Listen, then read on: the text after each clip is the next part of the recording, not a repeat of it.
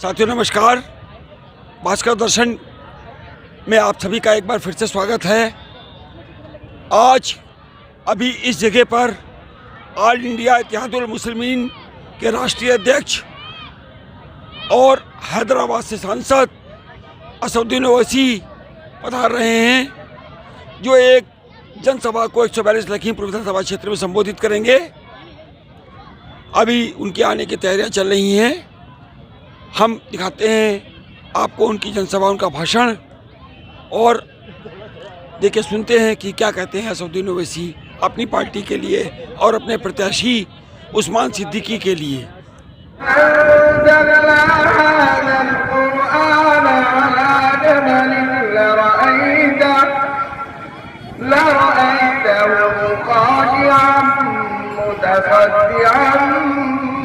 من خشية الله وتلك الأمثال نضربها للناس لعلهم يتفكرون. هذا هو الرحمن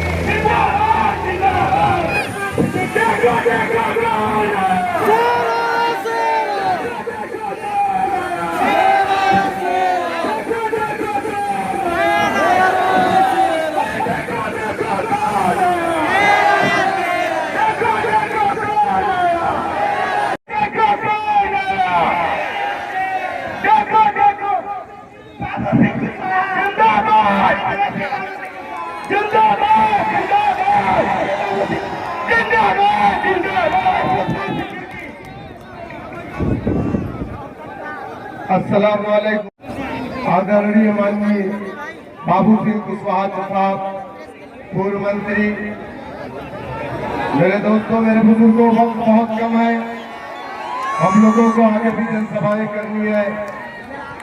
आने वाली 23 तारीख को आपको एक फैसला लेना है।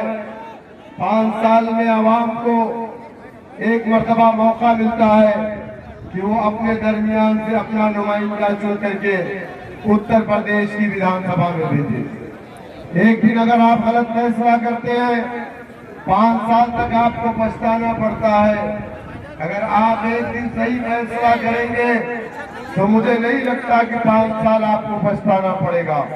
मेरे दोस्तों, मेरे बुजुर्गों, समाजवादी, बीएसपी, कांग्रेस और बीजेपी को हमने वोट डाला, इनकी हुकूमतें बनवाई, लेकिन सच्चाई ये है कि विकास के नाम पर ये तमाम की तमाम पार्टियां जीरो है। मेरे दोस्तों, आने वाली 23 तारीख को पतंग चुनाव निशान आपके हर दिल अजीज उम्मीदवार जनाब उस्मान सिद्दीकी साहब हैं।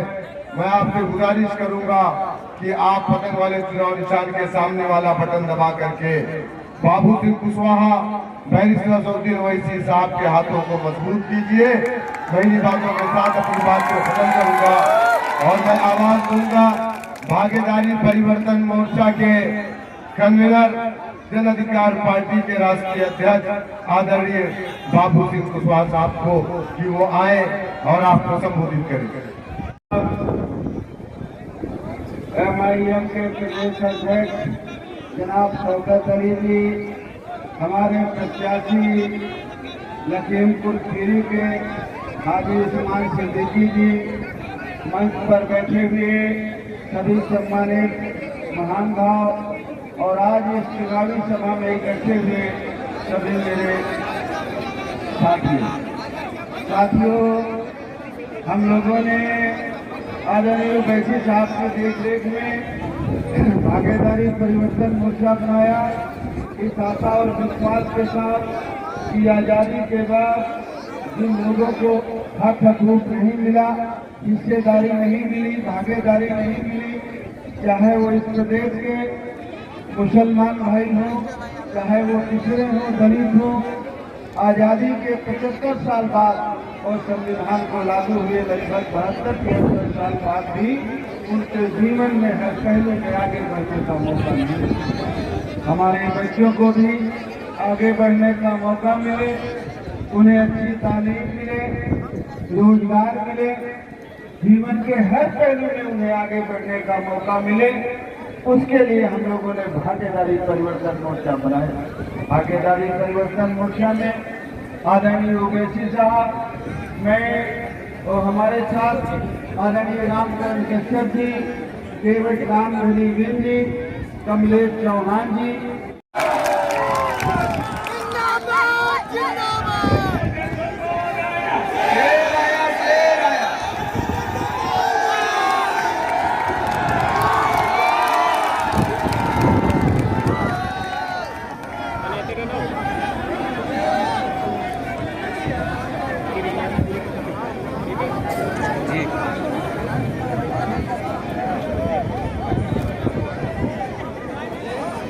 बिस्मिल्लाहिर्रहमानिर्रहीम। अस्सलामु अलैकुम वरहमतुल्लाहि वबरकातुहू। मोहतरम जनाब बाबू सिंह कुशवाहा साहब, अध्यक्ष जन अधिकार पार्टी व कन्वीनर भागीदारी परिवर्तन मोर्चा, मोहतरम जनाब शौकत अली साहब, अध्यक्ष उत्तर प्रदेश MIM, जनाब मोहम्मद उस्मान सिद्दीकी साहब, उम्मीदवार और प्रत्याशी विधानसभा लखीमपुर, जिला सदर मोहम्मद नसीम साहब, और मैं खैर मुकद्दम करता हूं जनाब शाकिर अंसारी साहब का, जो कांग्रेस पार्टी को छोड़कर आज मजलिस में शामिल हुए हैं। यूथ जिला सदर जनाब शोएब गाजी साहब, जनाब सैयद गौरी साहब और जनाब अब्दुल हन्नान सिद्दीकी साहब, जन अधिकार पार्टी के तमाम जिम्मेदारान, मेरे अजीज दोस्तों और बुजुर्गों, मैं आपको बताने आया हूं कि मजलिस इत्तेहादुल मुस्लिमीन ने जन अधिकार पार्टी के साथ मिलकर और दीगर 4 सियासी पार्टियां उसमें शामिल है, हमने भागीदारी परिवर्तन मोर्चा बनाया।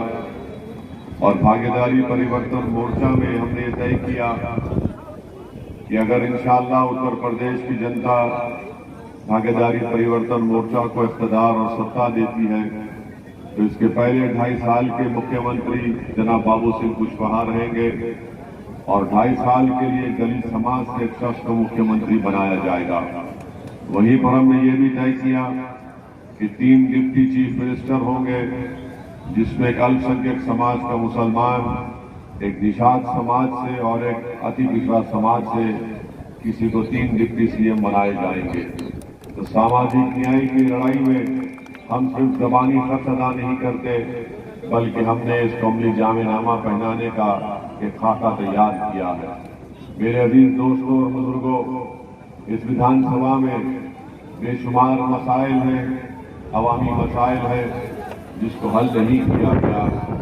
मैं आपसे बताने आया हूं, आपको ये बोलने आया हूं कि आप जानते हैं कि इस विधानसभा में यहाँ पर पूरी राजनीति चाचा और भतीजे तक महदूद होकर रह गई।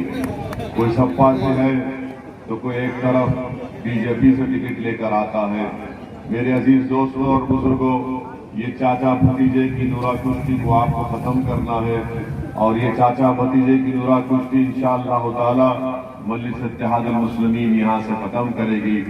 आपसे मैं गुजारिश करने आया हूँ कि आप अपना एक वोट पतंग के निशान पर बटन दबाकर आप अपने इत्तेहाद को मजबूत करिए। मजलिस इत्तेहादुल मुस्लिमीन उत्तर प्रदेश में हिस्सेदारी की लड़ाई लड़ रही है। मजलिस इत्तेहादुल मुस्लिमीन सिर्फ राजनीति या सियासत में हिस्सेदारी की बात नहीं कर रही है, बल्कि हम तालीम में, शिक्षा में हिस्सेदारी की बात कर रहे हैं। हम रोजगार में, नौकरियों में हिस्सेदारी की बात कर रहे हैं, ठेकेदारी में हम हिस्सेदारी की बात कर रहे हैं। मेरे अजीज दोस्तों और बुजुर्गों, ये लड़ाई आपकी लड़ाई है। असदुद्दीन ओवैसी और उत्तर प्रदेश को आया है और इंशाअल्लाह आता रहेगा। तो मैं यहाँ पर अपनी मकबूलियत के लिए नहीं आया हूँ। मेरी जिंदगी का एक ही मकसद है कि उत्तर प्रदेश में आपको लीडर बनाया जाए, आपको कायद बनाया जाए, आपको नेता बनाया जाए। और इसी काम के लिए हम लोग दिन और रात मेहनत कर रहे हैं। मेरी आपसे इल्तिजा है कि आप अपनी दुआओं से हमको नवाजिए, आप अपने वोट से और अपनी मोहब्बतों से हमको नवाजिए। हम यहाँ पर कोई तिजारत या दौलत करने के लिए नहीं आए हैं। मेरा मकसद एक ही है कि हुकूक को हासिल किया जाए, वो हुकूक जिसको भारत के संविधान ने कमजोरों को, अति पिछड़ाओं को, अकलियतों को, अल्पसंख्यक समाज को दिए हैं। मगर जिन सियासी पार्टियों का, जिन राजनेताओं का आप और हमने साथ दिया, इन्होंने हमको हमारा हक नहीं दिया। मैं आपके बताने आया हूं कि याद रखिए, अगर आपके और हमारे पैर में अगर कांटा चुभता है तो आप ये नहीं कह सकते कि भाई साहब मेरे पैर में कांटा चुभा है, निकाल दो। अगर पैर में कांटा चुभता है, उसका पैर होता है, किसी को अपने हाथ से उस कांटे को निकालना पड़ेगा। और हमारा मसला यही है कि हमारे पैर में कांटा चुभा हुआ है और हम ये समझ रहे हैं कि कोई पड़ोसी आकर मेरे पैर से मेरा कांटा निकालेगा। कोई नहीं निकालेगा। अगर आप ये समझते हैं कि आपकी पीठ पर जो पिछले 30-35 साल से मोहब्बत के नाम पर और दोस्ती के नाम पर इन नाम निहाद दोस्तों ने जो हमारी पीठ पर खंजर भोंक भोंक कर हमारी पीठ को जख्मी कर दिया, याद रखिए उन जख्मों पर अगर कोई मरहम लगाएगा तो आपको लगाना पड़ेगा।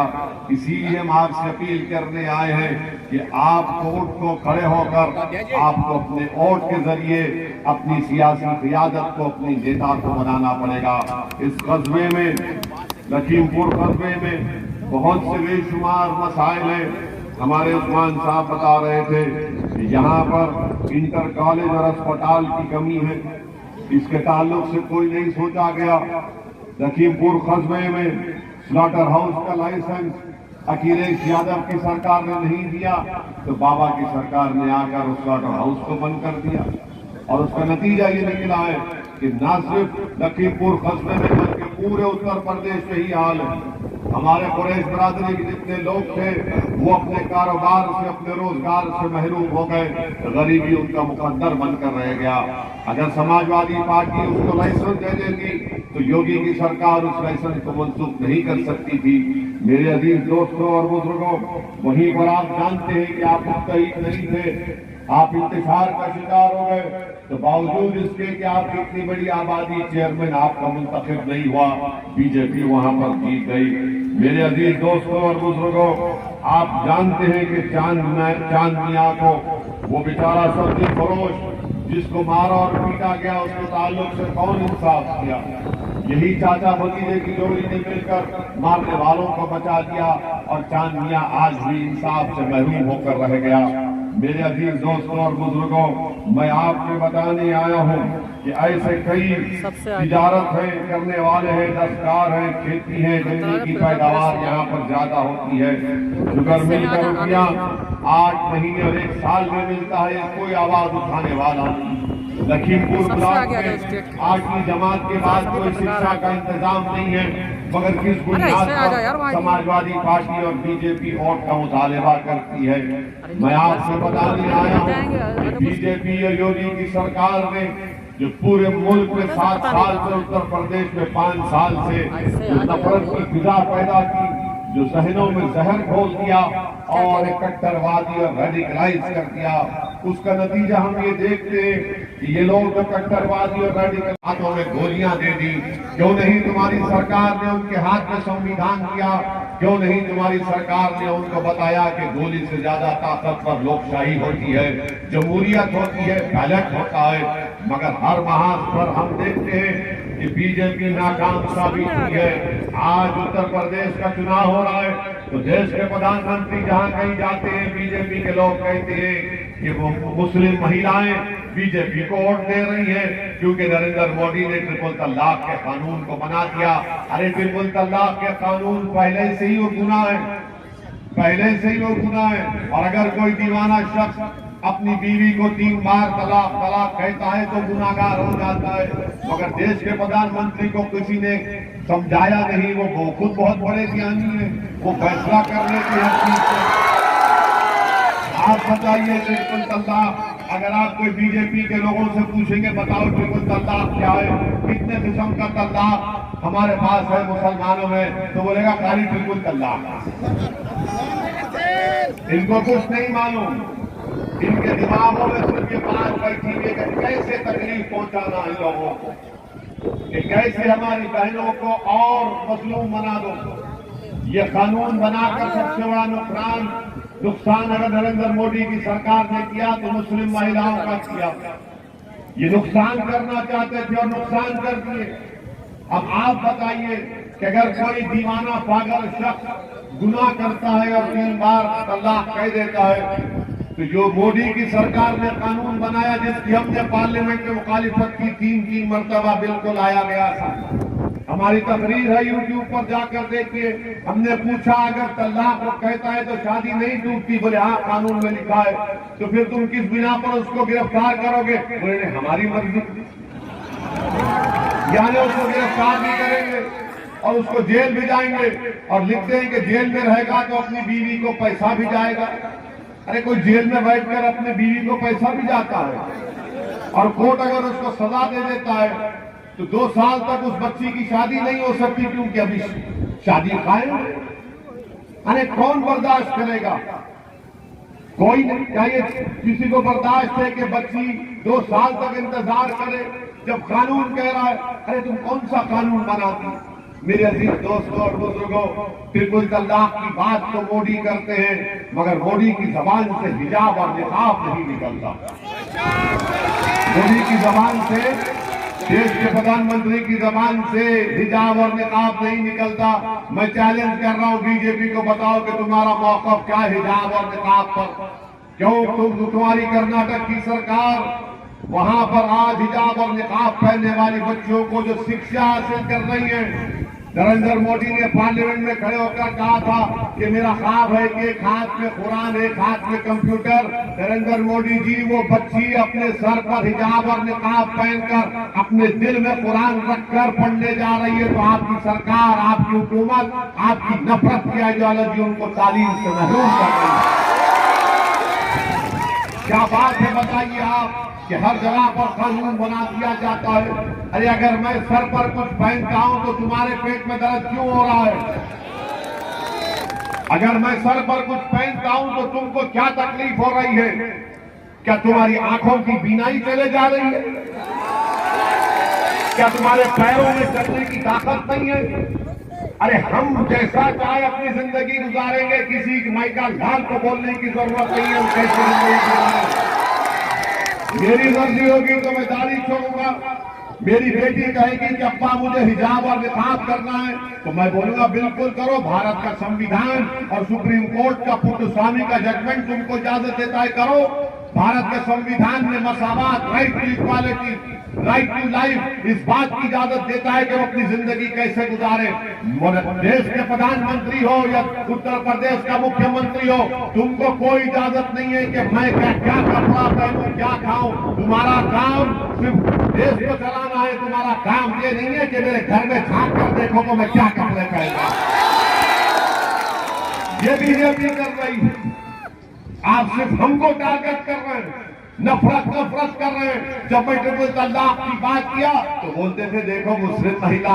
मैं उस वक्त भी कह रहा हूं, आज भी कह रहा हूं, याद रखो ट्रिपल तलाक, हिजाब, निकाब, ये बीफ बैन, ये सब एक बहाना है।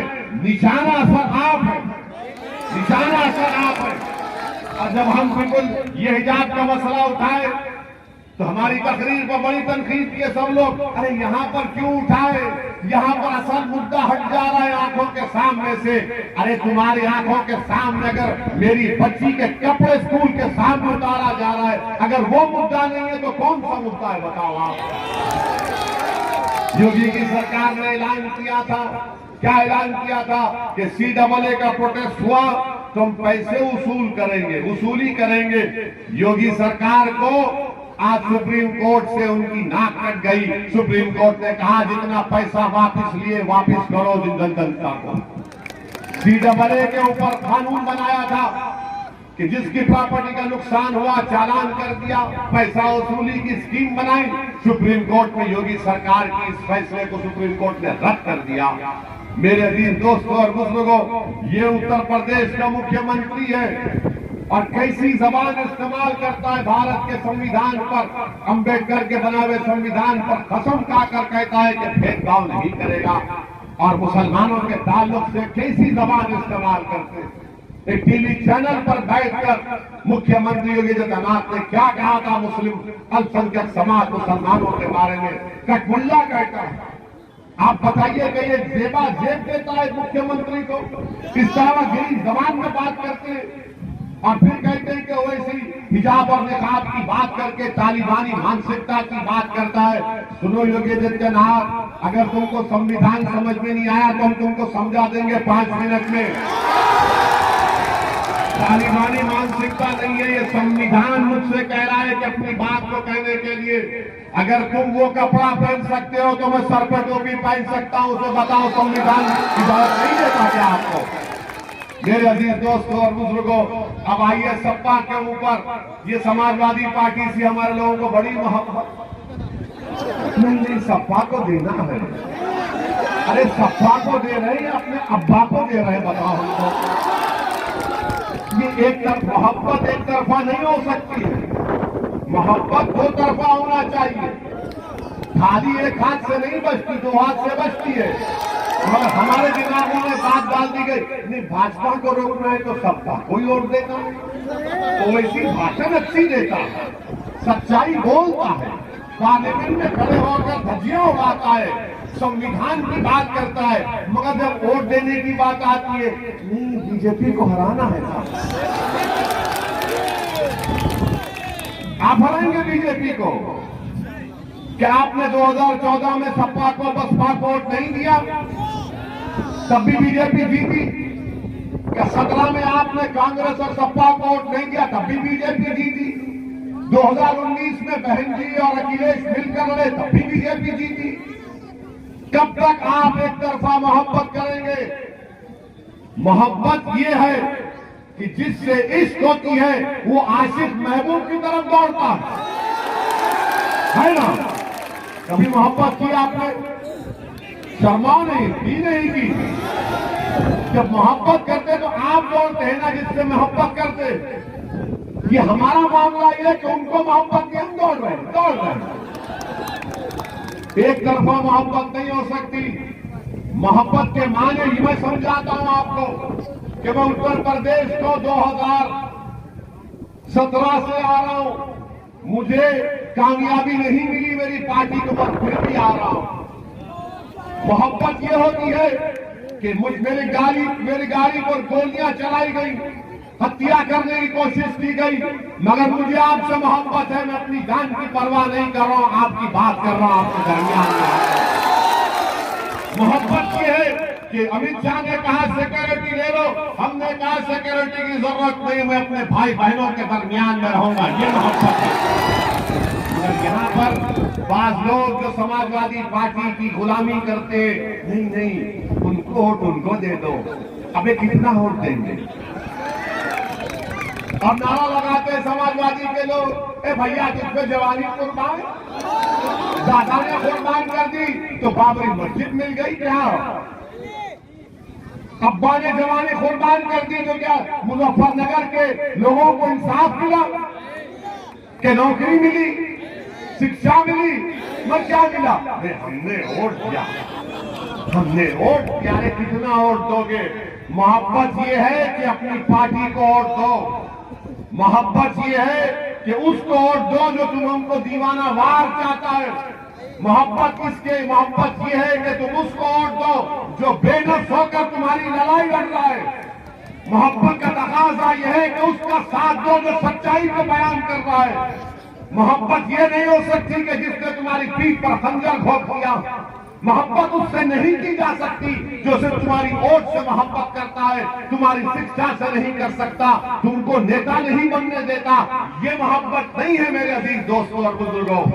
इसीलिए हम आपसे अपील करने आए हैं कि हमारे जमात के मजलिस इत्तेहाद उल मुस्लिमीन के प्रत्याशी, इनका साथ कीजिए। पतंग का निशान है, पतंग के निशान पर बटन दबाइए ताकि जब यहां से कोई विधायक जीत कर जाएगा, रुकने असेंबली एमएलए बनकर जाएगा, तो वो इस असेंबली हल्के की, यहाँ की विधायक बनकर इस इलाके की तरक्की की बात करेगा। मगर ये लोग चाचा भतीजे नूरा कुश्ती कर लेते हैं कि तू वहां पर तू मेरी पीठ खुजा, मैं तेरी पीठ खुजाता हूं। पूरा मैच फिक्सिंग कर कर मामला करते हैं। इसलिए हम आपसे अपील कर रहे हैं कि आप एक एक वोट का सही इस्तेमाल करिए। भागीदारी परिवर्तन मोर्चा का भी ये अहम मुद्दा है कि दोबारा उत्तर प्रदेश में बीजेपी की सरकार ना बने। तो जब सरकार नहीं बनाना है तो मेरी नजर में बाबू सिंह कुशवाहा ही मोदी और योगी को रोक सकता है। अखिलेश यादव या बीएसपी में इतनी ताकत नहीं है। याद रखिए, अगर आप अपने वोट का इस्तेमाल कर रहे हैं तो वोट का सही इस्तेमाल करिए। हकदार को उसका हक दीजिए जो आपकी आवाज को उठाते आया है। यही चंद गुजारिशात मुझे आप तक रखना था। मैं उम्मीद करता हूं कि इंशाअल्लाह ताला 23 तारीख के दिन आप तमाम लोग अपने अपने पोलिंग बूथ को जाकर मतदान करेंगे और पतंग के निशान पर जो आपकी सम्मान और आपकी ताकत का निशान है उसको वोट देकर कामयाब करेंगे। मुत्तहिद रहिए। याद रखिए, अगर आप बिरादरी में बढ़ जाएंगे तो नुकसान सबका होगा। हाँ, बिरादरियां हैं, मगर बिरादरी मुखालिफत का बाइस ना बन जाए, कमजोरी का बाइस ना बन जाए, बल्कि ताकत का एक ऐसा चीज बन जाए जिसकी बुनियाद पर इस मुकाम पर आप मजलिस इत्तेहाद उल मुस्लिमीन के उम्मीदवार को, प्रत्याशी को यहाँ का एमएलए बनाए। यही आपसे गुजारिश करने आया था। मुझे और भी 3 मुकामात पर जाना है। मैं आपसे इजाजत चाहता हूँ। अस्सलाम वालेकुम व रहमतुल्लाहि व बरकातहू।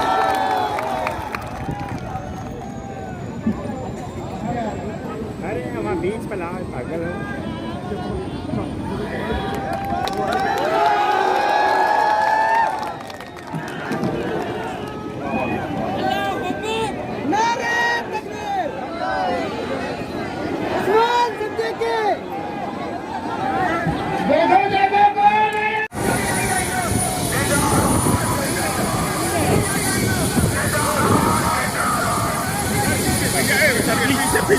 पीछे भैया, पीछे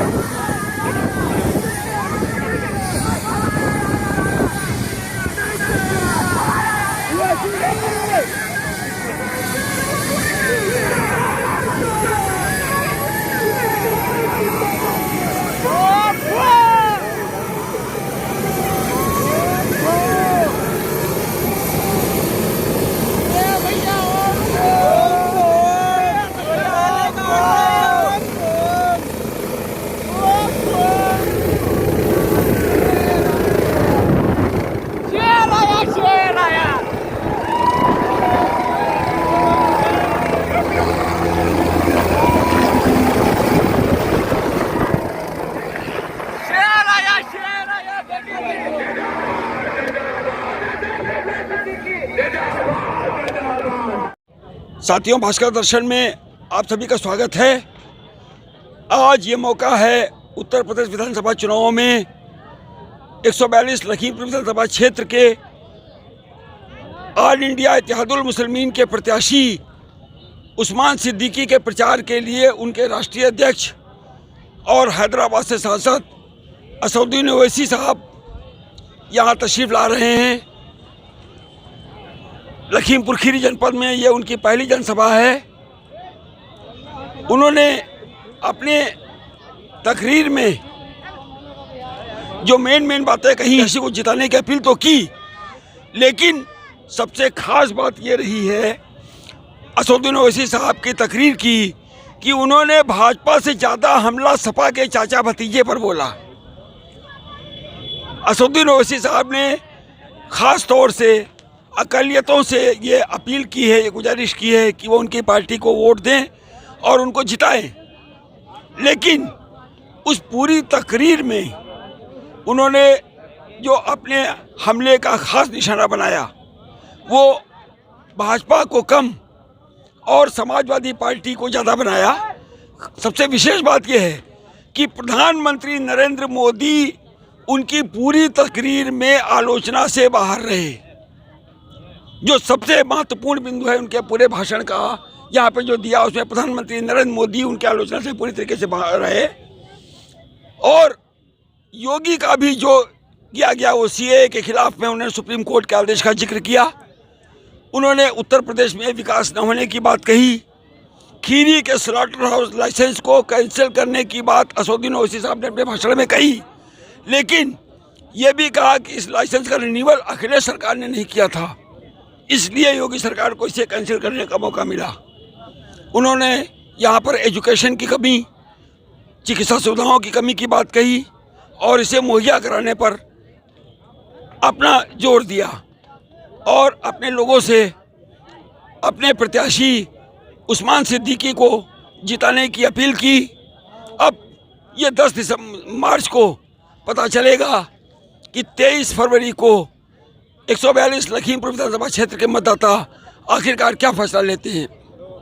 भास्कर दर्शन की ओर से मैं उमाशंकर पटवा अपने संपादकीय सहयोगियों के साथ में बहुत बहुत धन्यवाद।